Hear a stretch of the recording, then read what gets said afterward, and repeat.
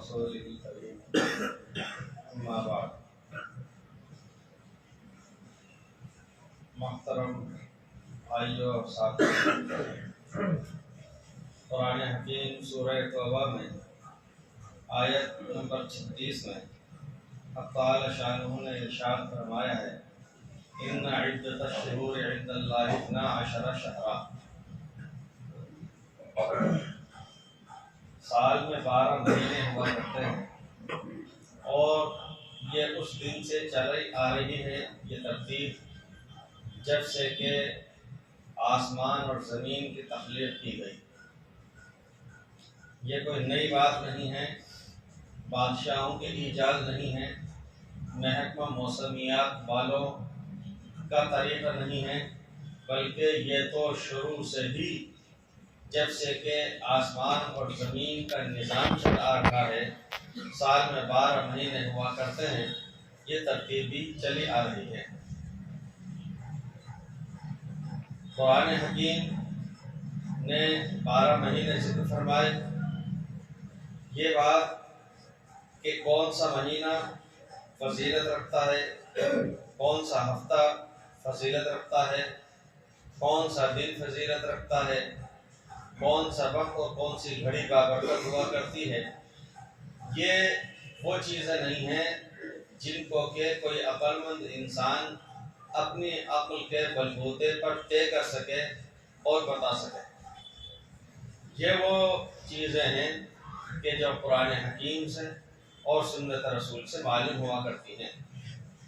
مثلا قرآن حکیم میں ماہ مبارک رمضان المبارک کے بارے میں فرمایا گیا تو ایمان والوں کو معلوم ہوا کہ رمضان المبارک خاص برکت اور فضیلت والا مہینہ ہے۔ قرآن کریم میں بھی اس کا خصوصی طور پر ذکر کیا گیا ہے، حدیث پاک میں بھی اس کے بارے میں فضیلتیں بیان کی گئی ہیں۔ پھر دن میں اس کے روزے ہوا کرتے ہیں، رات میں تراویح ہوا کرتی ہے، سحر کا وقت، صبح صادق سے پہلے کا تہجد کا وقت، یہ بھی خیر و برکت والا ہوا کرتا ہے۔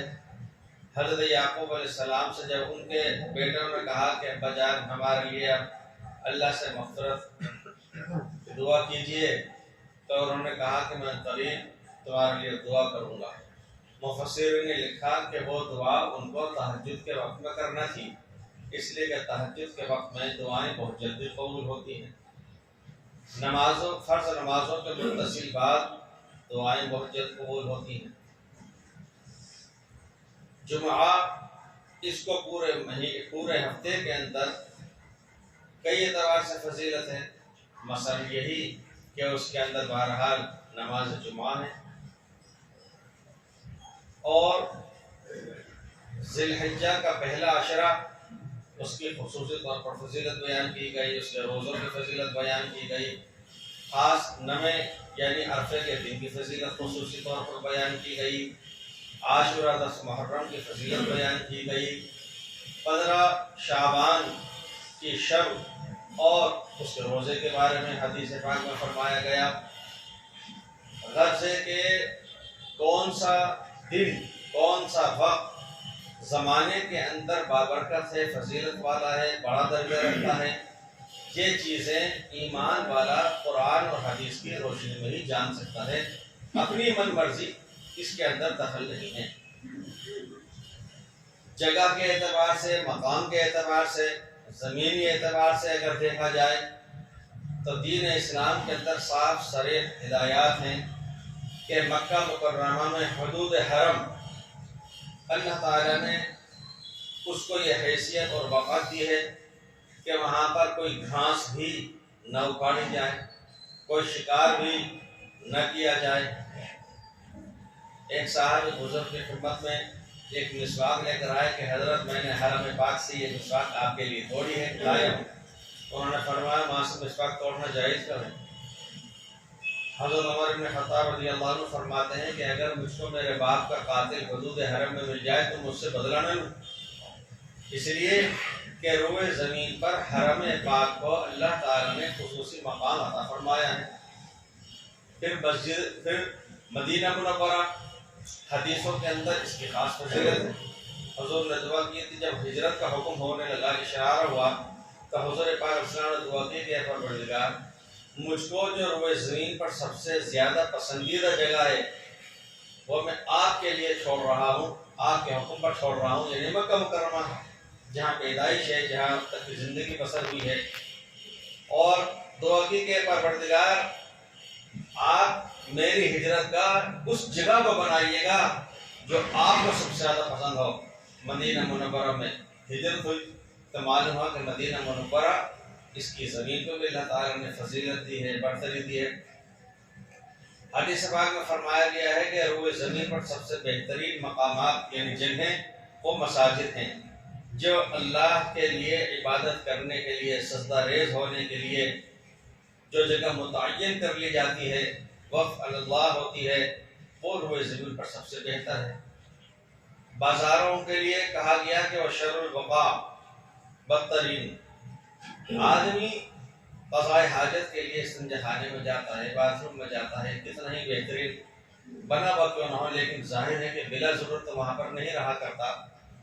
بازاروں کے اندر کون آدمی کس نیت سے، کس مقصد سے چل رہا ہے، اس کے اعتبار سے اس کے حق میں فیصلہ ہوگا۔ کوئی حلال تجارت کے لیے ہے تو اس کا تو قرآن حدیث کا حکم دیا گیا ہے، وہ تو کرنا ہی چاہیے۔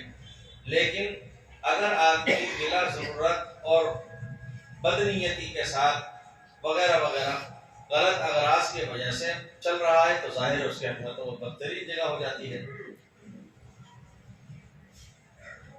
کہنا یہ ہے کہ کون سے مہینے میں یا کس تاریخ کو یا کس دن کو کیا فضیلت ہے، کیا کرنا چاہیے، کیا نہ کرنا چاہیے۔ اللہ کے رسول علیہ السلام نے اپنی امت کو اس معاملے کے اندر کمزور نہیں چھوڑا، یعنی آپ علیہ السلام نے شریعت مطہرہ کامل مکمل کمپلیٹ امت کو، اہل بیت کو، صحابہ کرام کو سونپی ہے، اور نہ صرف یہ کہ سونپ دی بلکہ حجۃ الوداع میں رسول پاک علیہ السلام نے لوگوں سے کہا کہ لوگوں تم گواہ رہنا کہ میں نے تم کو پوری بات پہنچا دی، اور پھر اللہ کو گواہ بنایا کہ اے پروردگار گواہ رہنا، یہ اقرار کر رہے ہیں کہ میں سب کچھ پہنچا چکا ہوں۔ رسول پاک علیہ السلام نے دین اور شریعت میں کوئی ایسا جھول نہیں چھوڑا کہ جس کو کوئی دوسرے مفتی صاحب آ کر کے 15 صدی کے بعد میں پورا کریں گے۔ کوئی ایسی کمی نہیں چھوڑی اس عمارت کے اندر کہ جس کے اندر کوئی اینٹ چھوڑ دی تھی یا خلا رہ گیا تھا اور کوئی دوسرے انجینئر سب آئیں گے تو وہی اس کو صحیح کریں گے، ایسا ہرگز نہیں۔ دین شریعت اس حیثیت سے کہ وہ دین اسلام ہے، وہ کامل ہے، وہ مکمل ہے، اس کے اندر ہم اپنی طرف سے، اپنی جانب سے شریعت نہیں بنا سکتے۔ ہاں کہہ کر کے نئی نئی چیزیں بنائی جائیں، ہوائی جہاز بنائے گئے ہیں، پہلے زمانے میں پیدل یا اونٹوں پر حج کرتے تھے، قرآن پاک میں تو 2 کا ذکر کیا گیا ہے، اونٹ یہ کہ یاتی کا بالکل فجر امین، اس کے اندر بیان کیا گیا ہے کہ اونٹ پر سوار ہو کر کے حج کے لیے آئیں گے، پیدل بھی آئیں گے، ابراہیم ندا لگاؤ۔ لیکن ظاہر ہے کچھ لوگ ٹرین سے بھی جا رہے ہیں جن کا خشکی کا علاقہ پڑ رہا ہو، کچھ سمندری علاقوں سے جا رہے ہیں جن کا سمندری راستہ بن رہا ہو، اب آج کے دور میں ہوائی طور پہ بھی لوگ جا رہے ہیں۔ تو ان چیزوں کے استعمال کو شریعت کے خلاف نہیں کہا جائے گا، بدعت نہیں کہا جائے گا، اس لیے کہ ان چیزوں کو شریعت تو کوئی سمجھتا بھی نہیں ہے۔ ایسا نہیں ہے کہ اگر کسی شخص کو کبھی بس میں اور ریل میں بیٹھنے کا موقع نہ ملا اور کسی شخص کو ہوائی جہاز کے اندر 1000 مرتبہ موقع مل گیا تو لوگ اس کے ہاتھ چومنے لگے کہ یہ بہت پوتر شخصیت ہو گئی ہے، ایسا تو نہیں ہے۔ ہاں دین اور شریعت سمجھ کر کے اگر کسی کام کو کیا جائے گا تو حقیقت میں وہ دین اور شریعت ہونا ہی چاہیے۔ اگر وہ دین اور شریعت نہیں ہے تو وہ اس کا کیا جانا بدعت کہلائے گا، رسومات کہلائے گا، خرافات کہلائے گا۔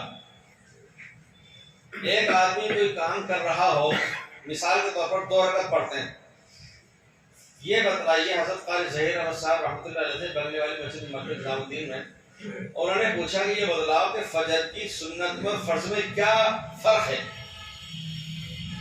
عام آدمی یہ کہہ دے گا کہ فجر کی سنت جو ہوتی ہے اس میں تو مختصر سورت پڑھ دیتے ہیں اور فرض نماز میں لمبی سورت پڑھتے ہیں، لیکن یہ ضروری تو نہیں ہے۔ ایک آدمی کی نماز نکل گئی، اس نے اکیلے میں پڑھی تو اس نے ان آتے نہ قل واللہ پڑھ لی، سنت میں بھی پڑھ لی، فرض میں بھی پڑھ لی۔ صرف اور صرف نیت کا فرق ہے، اس کے سوا کوئی فرق نہیں ہے۔ سنت فجر وہ بھی 2 ہی رکعتیں ہیں، فرض وہ بھی 2 ہی رکعتیں ہیں، اس کے سوا کوئی فرق نہیں ہے۔ اس میں بھی 14 فرائض فرض ہیں یا 13 فرض ہیں، 14 ہی واجبات اس میں ہیں، 14 ہی واجبات اس میں ہیں، 52 ہی سنتیں اس میں ہیں، 52 ہی سنتیں اس میں ہیں۔ کوئی فرق نہیں ہے سوائے نیت کے، کہ اس میں نیت کرتے ہیں سنت کی، اس میں نیت کرتے ہیں فرض کی، اس کے سوا کوئی فرق نہیں ہے۔ تو ہم اور آپ چاہے جو کچھ کریں، اس کو تو منع کس نے کیا ہے؟ کبھی بھی آدمی دعوتیں کرے، کبھی بھی آدمی اچھے کپڑے پہن لے، کبھی بھی آدمی نئی گاڑی کا استعمال کر لے، اس کو کسی نے منع کیا ہی نہیں۔ لیکن اگر ہم کسی چیز کو کریں اور یہ کہہ لیں گے یہ سنت رسول ہے، یہ شریعت ہے، یہ دین ہے، کسی کو کریں گے تو مغفرت ہوگی، اس کو نہیں کریں گے تو نہیں ہوگی، تو وہ چیز ہماری طرف سے، اپنی طرف سے لگا کے کرنا اور شریعت کہنا، وہ بدعت بن جائے گا، وہ رسم بن جائے گا۔ آپ جانتے ہیں کہ سب سے بڑا علم ہے ڈاکٹر، قانونی طور پر جس کو اتنی حیثیت حاصل ہو کہ وہ سپریم کورٹ کے چیف جسٹس کو بھی اور صدر مملکت کو بھی جو چاہے نسخہ لکھ کر کے دے دے، اس کے خلاف کسی عدالت میں کارروائی نہیں کر سکتا، آپ کے ساتھ جس نے کوئی لکھ کے دے دیا۔ لیکن وہ آیورویدک دوا بھی دستخط نہیں کر سکتا، وہ طب یونانی یعنی حکیم صاحب نے جو دوا لکھی تھی وہ دوا وہ نہیں لے سکتا، یہ قانونی بات ہے۔ تو ایک آدمی کوئی کام کر رہا ہے، پھر اس کو کہنے لگے یہ شریعت ہے، یہ دین ہے، تو وہ دین اور شریعت نہیں ہو کر کے وہ بدعت بن جاتی ہے۔ اس مہینے کے اندر ہم نے اور آپ نے 11ویں کے نام سے کچھ کام ہوتے ہوئے دیکھے۔ ہوتا کیا ہے، ہم بعض دفعہ کوئی کام کرتے ہیں تو ہم یہ سمجھ کہتے ہیں میاں یہ نئی بات کہہ رہے ہیں، ہم نے تو جنم لیا جب سے سن رہے ہیں۔ تو ہم نے جب جنم لیا، یہ اس کی مثال ہمیں ایسی سمجھنا چاہیے کہ کسی گاؤں کے اندر لوگوں نے محنت کی کوشش کی، ایک شخص کو ڈاکٹر بنا دیا، بہت ماہر، وہ MBBS ڈاکٹر بن کر کے ابھی آ رہا ہے۔ اب جو گاؤں میں آیا اور اس نے دیکھا کہ ایک چھوٹی سی تلیا ہے، ایک کیچڑ کادا ہو رہا ہے، وہاں پر خنزیر بھی پڑے ہیں، گندے جانور چکر کاٹ رہے ہیں، وہاں لوگ نہا بھی رہے ہیں، اس کے اندر وہاں پر پیشاب خانے بھی لوگ کر رہے ہیں، ہاتھ پھوت کر کے بچے وہاں پر دھو بھی رہے ہیں، اور لوگ وہاں پر آ کر کے مٹکے کے اندر پانی بھر کر کے لے کر کے پینے کے لیے جا بھی رہے ہیں۔ اب وہ جو گاؤں میں سب سے پہلا قدم رکھا ہے ڈاکٹر نے، تو وہ کہے گا کہ یہ غلط ہے، یہ پانی مت پیو، یہ تو نقصان دہ ہے۔ اب گاؤں والے کہنے لگے کہ ہم تو پیدا ہو جب سے ایسا ہوتے چلا آ رہا ہے۔ تو بات یہ ہے کہ جو پڑھا لکھا ہوگا اس فن کو جانے گا وہی تو ٹوکے گا، جو کچھ سمجھتا ہی نہیں وہ کیوں ٹوکے گا؟ تو ایک بات یہ کہ کیا یہ بات ثابت ہے کہ حضرت خواجہ علیہ الرحمہ کی، حضرت پیر علی پیر کی کیا وفات 11ویں میں ہوئی ہے؟ حضرت شیخ عبداللہ محدث دہلوی نے لکھا 9 تاریخ کو ہوئی ہے، مشہور 17 کی بھی ہے، متعدد روایتیں ہیں۔ اگر ہم ترتیب سے چلیں، سب سے پہلے ظاہر بات کس کا آگے بھی باپ ہے، ماں ہے وغیرہ، ترتیب ہوتی ہے۔ اگر ہم ترتیب سے چلیں تو سب سے پہلے تو رسول پاک علیہ السلام پر آئیے کہ سال میں ہم کون سی تاریخ کے اوپر ان کی طرف سے کر رہے ہیں، پھر آپ خلفائے راشدین میں ترتیب سے آئیے، ابوبکر صدیق رضی اللہ عنہ کے لیے کون سی تاریخ متعین کر رکھیے۔ جو امت میں سب سے افضل ہیں، رسول پاک اسلام کے سب سے پہلے جانشین اور خلیفہ ہیں، ان کے لیے سال میں کون سی تاریخ طے کر رکھی ہے؟ آپ مسلمان کو سے پوچھو، تاریخ تو بہت دور کی بات ہے، وہ مہینہ نہیں بدلا سکے گا، وہ سال نہیں بدلا سکے گا کہ ان کے وقت ہوئی تھی، کرے گا تو کیا، کھلائے گا تو کیا، کس کے ان کے نام پر؟ پھر عمر فاروق رضی اللہ عنہ کا بھی آتا ہے، یوم شہادت کس کو پتا ہے؟ تو کھلا رہا ہے۔ عثمان غنی جنہوں نے اپنا سب کچھ لٹا دیا تھا اور لگا دیا تھا، حضور پاک صلی اللہ علیہ وسلم کو پسند آ گیا تو خرید کر کے وقف کر دیا، باپ پسند آ گیا خرید کے وقف کر دیا، ایک لشکر گیا تو پورا 33% کا خرچہ کے لیے تیرے فنان دے دیا۔ آپ اندازہ فرمائیے، کبھی خیال آیا کہ 30 نومبر کو امت کے یہ ہیں، ان کی طرف سے کبھی کسی نے آج تک کوئی کھانا دانا کر دیا کہ غریب کو 2 ٹکڑا کھلا دیا ہو کہ اس کا ثواب امیر المومنین کو پہنچا دیں؟ حضرت علی مرتضیٰ رضی اللہ عنہ کے لیے کیا تو کیا کیا؟ یہ ترتیب چلی آ رہی ہے۔ خلفائے راشدین میں دیکھیں، اہل بیت میں دیکھیں، صحابہ کرام میں دیکھیں، بزرگوں میں دیکھیں، اور اکابر میں دیکھیں کہ حضرت مولانا محمد الیاس رحمۃ اللہ علیہ کے یوم وفات پر کوئی ان سے عقیدت رکھنے والا کر رہا ہے کہ سال میں اس تاریخ کو، اس کو پتہ ہی نہیں۔ کیا مولانا شرف تھانوی رحمۃ اللہ علیہ سے وابستہ ان کے تاریخ وفات تو کچھ کر رہا ہے کیا؟ نہیں کر رہا. تو یہ ہمیں اور آپ کو سوچنا چاہیے کہ کھلانا کس کو ہوتا ہے؟ صدقہ کرنا ہوتا ہے، اس کا ثواب ہدیہ کرنا ہوتا ہے. جب ہم صدقہ کر رہے ہیں تو صدقہ عمرہ پر کریں گے، رواسا پر کریں گے، اقربا پہ کریں گے یا فقیروں پہ کریں گے. وہ جو دیگ ہم نے چڑھایا ہے قورمے کا، وہ ہم کس کو کھلا رہے ہیں؟ جن کا ہم کھایا کرتے ہیں ان کو ہم کھلا رہے ہیں. تو عدل بدل ہو گیا، وہ تو عوض ہو گیا، معاوض ہو گیا. ہم اپنے دل کو کیوں تسلی دے رہے ہیں کہ ہم یہ وہ کر رہے ہیں؟ اگر حقیقت میں یہ کر رہے ہیں ایک دیگ سے چڑھا کر کے صرف اور صرف فقراء، غربا، مساکین، بے بغان، یتیموں کو پہنچایا جائے تو پتہ چلے کہ حقیقت میں یہاں مقصد صدقہ ہے، اور اس صدقے میں جو کچھ ثواب مل رہا ہے وہ یہ ہدیہ کر رہے ہیں، یہ سارے ثواب کر رہے ہیں حضرت پیران پیر رحمۃ اللہ علیہ. اللہ تعالیٰ شان و مجھے آپ. Thanks for watching. Don't forget to like, comment, share and subscribe to Al Wahid channel.